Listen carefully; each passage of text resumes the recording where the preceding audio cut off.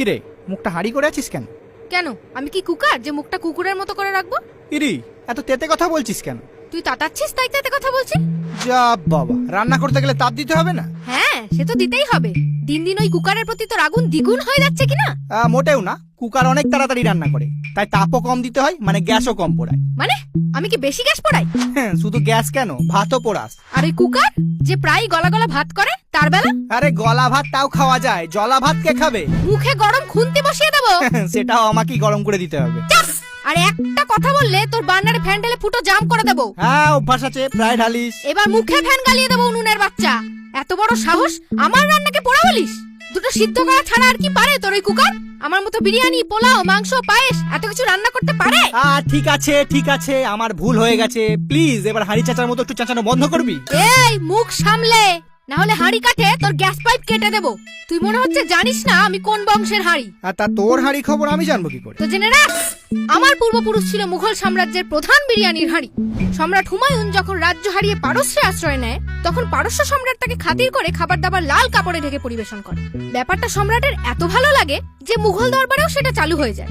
আর প্রথম যে হাঁড়িকে লাল কাপড় পরানো হয় সেই ছিল আমার দাদুর দাদুর দাদুর দাদুর দাদু। তারপর তো বংশানুক্রমে কেউ হয়েছে রসের হাঁড়ি, কেউ হয়েছে মিষ্টির হাঁড়ি, কেউ বা হয়েছে শখের শিল্পী হাঁড়ি, কেউ বা বাজানোর হাঁড়ি।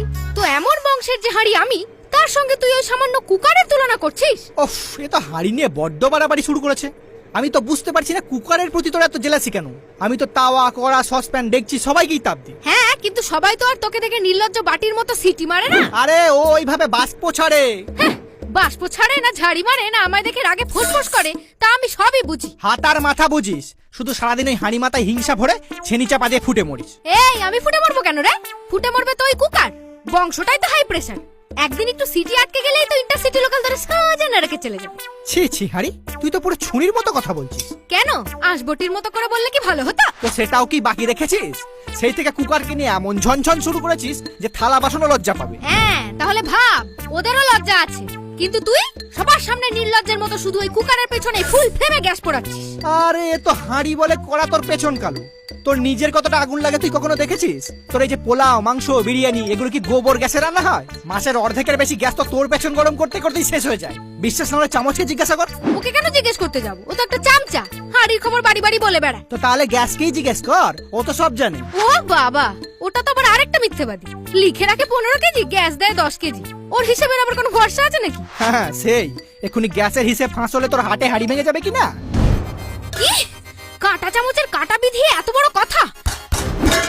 আমি আর এক মুহূর্ত এই রান্নাঘরে থাকবো না। হ্যাঁ তো থাকতে কে বলেছে? চুলোই যা। হ্যাঁ চুলোতেই যাব।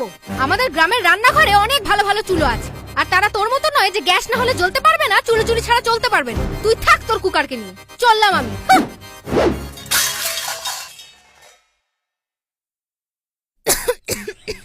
আরে আর কতক্ষণ জ্বলতে লাগবে তোমার? রান্নার মাঝে এরকম ঝপ করে নিভে গেলে হয় নাকি? আর এত ধোঁয়া কেন এখানে? আমরা কি স্মোকি বিরিয়ানি তৈরি করছি নাকি? না না, আসলে একটা ভেজা কাঠ পড়ে গেছে, বুঝতেই পারিনি, তাই তো অত ধোঁয়া হচ্ছে। তবে চিন্তা করো না, পুরোটা শেষ হয়ে গেছে, কিন্তু কিছু খড়ের ব্যবস্থা করছি। হয়ে গেল। কি কুক্ষণে যে ঝগড়া করে চলে আসতে গেলাম। এরকম কালি ঝুলি মেখে হাড়ির হাল হবে জানলে কখনো আসতাম না। হায় রে আমার পোড়া পেছন।